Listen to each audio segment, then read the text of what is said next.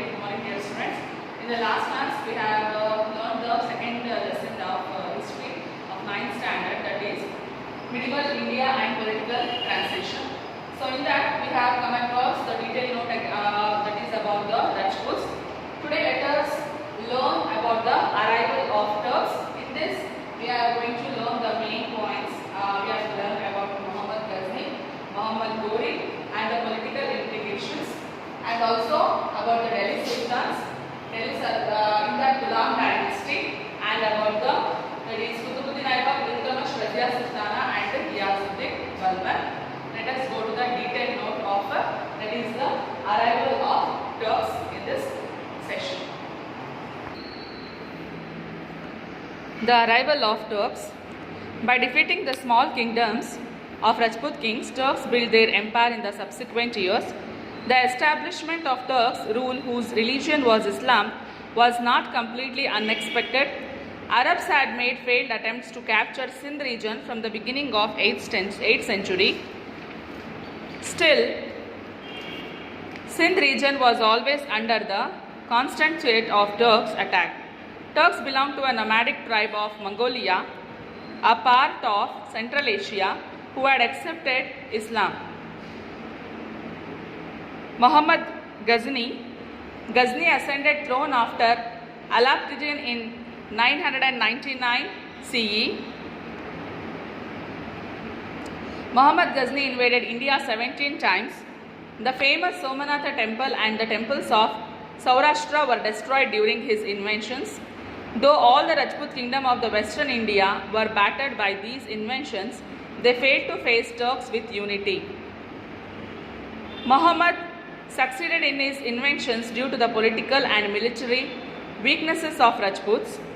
Muhammad invaded 17 times and carried away enormous amount of golden ornaments and wealth to Ghazni. Though he did not build empire in India, his inventions showed the way to future Turk inventions into India. Similarly, the valor of Rajputs, who had become weak with internal rivalries, also got displayed.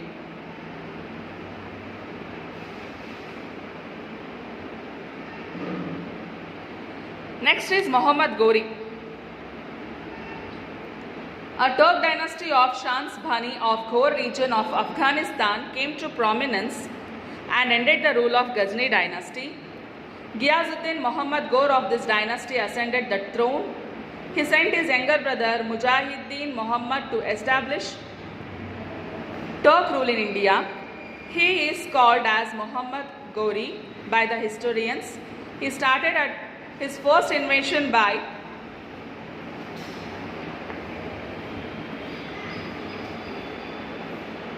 besieging Multan. He wanted to recapture the places of Sindh that were under the rule of Muhammad Ghazni. He invaded Anilwada of Gujarat and got defeated there.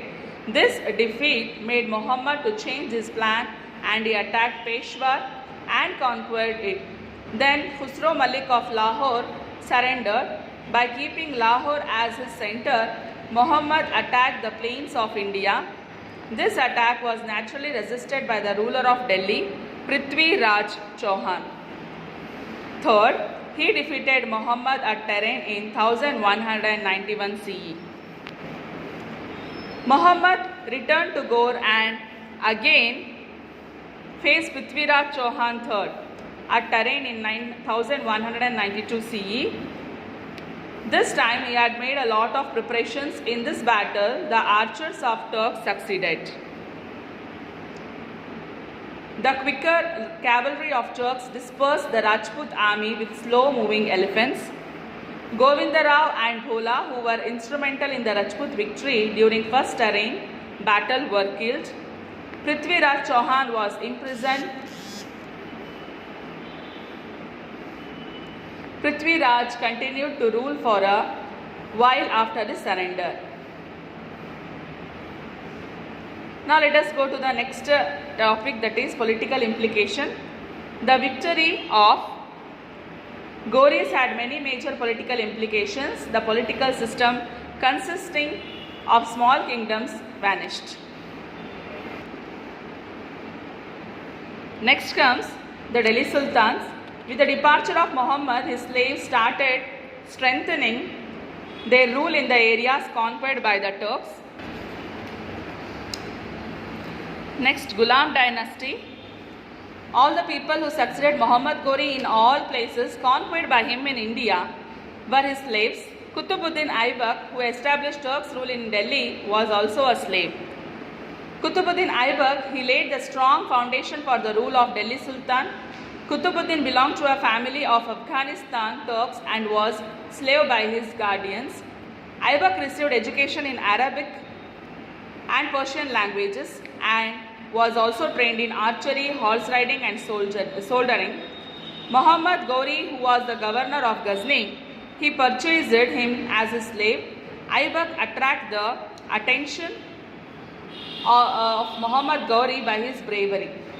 Aibak built the Quwwatul Islam Mosque in Delhi. He also started building Qutub Minar there itself. Scholars like Nizami and Pake Mudabbar were in his court. A work named Tajul Masir provides information on Aibak. Now let us go to the next topic, Iltutmish. So he belonged to Ilbari family and was a slave to Qutbuddin. He was the administrator of Gwalior and became the successor of Aibak. Ghazni's king Tajuddin Yeldoj, and since Nasiruddin Kabacha could not tolerate the ascendance of Iltutmish. As the Sultan revolted against him, Iltutmish defeated them and then conquered Ranthambore, Mandora, Gwalior, Bilsa, Ajmer, Banaras and Kanauj.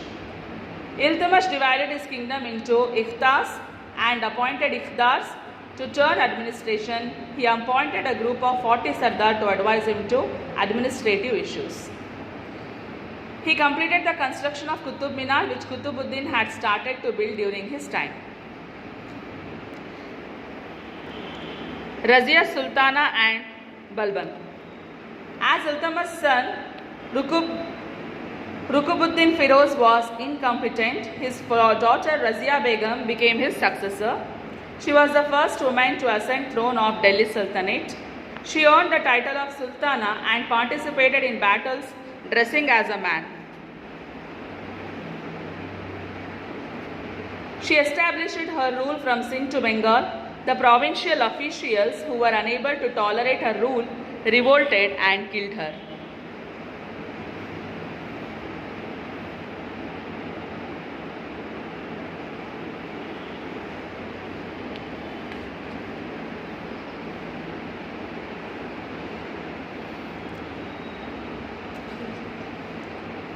Ghiyazuddin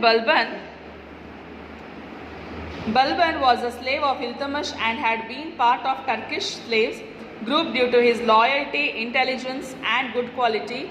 During the regime of Razia Sultana, he was appointed to the post of Amir-e-Shikar.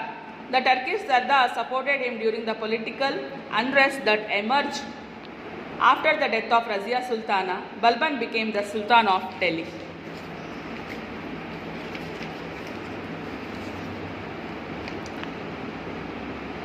Dear students, we have come across the important points regarding the arrival of Turks, about Muhammad Ghazni, Muhammad Ghori, and about the Delhi Sultans, Ghulam dynasty, Qutbuddin Aibak, Iltutmish, Razia Sultana and Ghiyazuddin Balban. So let us continue tomorrow regarding the Khilji dynasty. Thank you for watching.